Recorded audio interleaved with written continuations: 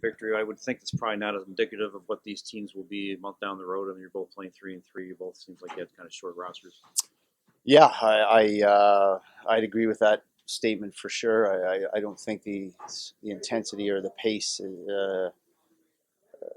was at the same level that it would be if we were both fresh. Regarding the missing guys in lineup again, both teams are, and I'm really proud of our guys that stepped up and we get some big minutes out of some young guys. We lose O'Neill and Dan Kelly this weekend. Those are two guys that play a lot of minutes. So just proud of the way the guys battle. I thought we played a smart game and stuck with it. And the kid comes up big for us at the end.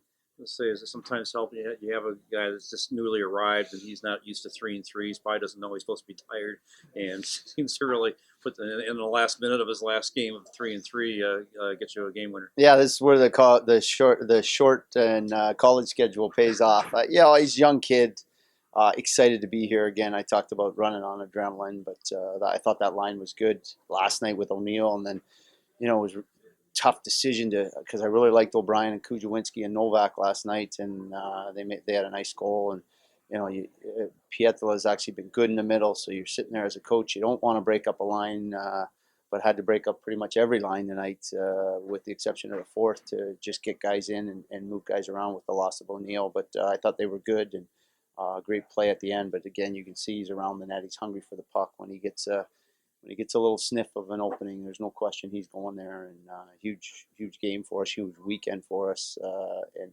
great start for him, no question. What I mean, you probably didn't know a whole lot about him before you signed him. Is there anything particularly surprised you about him coming in? You always, he talked to me Thursday about being nervous, but you always worry about these guys. I don't want to say being scared, but the pro game, you're dealing with men, you're watching LeBlanc and Doherty go at it out there, and you're like, wow, you don't see some of that stuff in college or junior hockey. And just, I just like his decisions. Like he makes plays when they're there, but when they're not there, he keeps it simple. And then his compete level on the puck, and the way he attacks the net. I mean, a lot of guys come in here in their first couple games are a little skittish, if that's the right word, and maybe a little nervous, and don't want to go to those dirty areas, those hard areas. But he certainly does, and he wants the puck, and that's why I kept playing him, just because I had confidence in his play defensively, but just I knew that if there was some ice and some room out there, he was gonna get a chance or make a play, and sure enough he did. But those are the things, some of those intangibles that take some guys a while to get. He looks like he's already had. And again, it's still early, but certainly a good showing this weekend. Robert Rankin's had kind of an up and down year. Obviously, it must be nice to see him score twice on the power play. Yeah, well, it's not even the score. The big hit, his gap was great tonight. He was physical. He moved the puck well.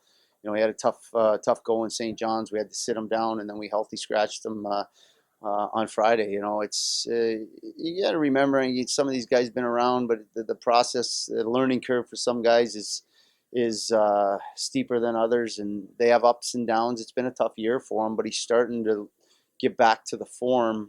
Certainly looked the last couple games like he did last year, the first half. Obviously, the injury, I think, was a bigger setback than we maybe thought last year. But he's certainly skating. He's physical. He's a big guy that has to be a physical force out there. He can move the puck, and when he makes smart plays and keeps it simple, he's effective. When he tries to do too much, he gets himself in trouble. And then the power play, he can shoot the puck too. So with the hole, with Sislo being gone, slide him in there, and he had two big goals tonight. A couple weeks ago, you were pretty far behind Toronto. Is the goal still to try to catch them? Suddenly you're winning 11, and you got 3 games in hand. I mean, is that kind of what you talk about? Again, I've said this before. I think this group's just been, we just focused on the weekend, and going into bingo, our goal was the end. It was the end of our road trip, and I think we ended up 5-2-1 or something in that 8-game stretch with a home win there. So we set little segments up, little goals, and then we realized that the next 2 games are at home against 2 teams that one we're chasing and one that's chasing us. So we focused on Utica, and then tonight we knew it was 3-3. They're a good hockey team. they gave it to us pretty good in Toronto. So we just, with the lineup changes, just wanted to have a solid team effort. So I think these guys have been real good at just focusing on the next game, the next task at hand. I think if we keep doing that and all of a sudden things start to get a little tighter down the end and we do make up some ground, these guys haven't lost a lot of games, but the last couple weeks here, they've had some losses here. So if we get closer to them, I think we'll talk about it more. But right now, we're just focusing on our next game.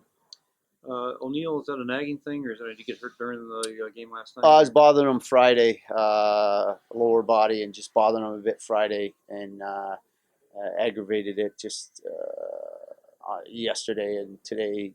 Hopefully the next couple days, just some rest will do him good.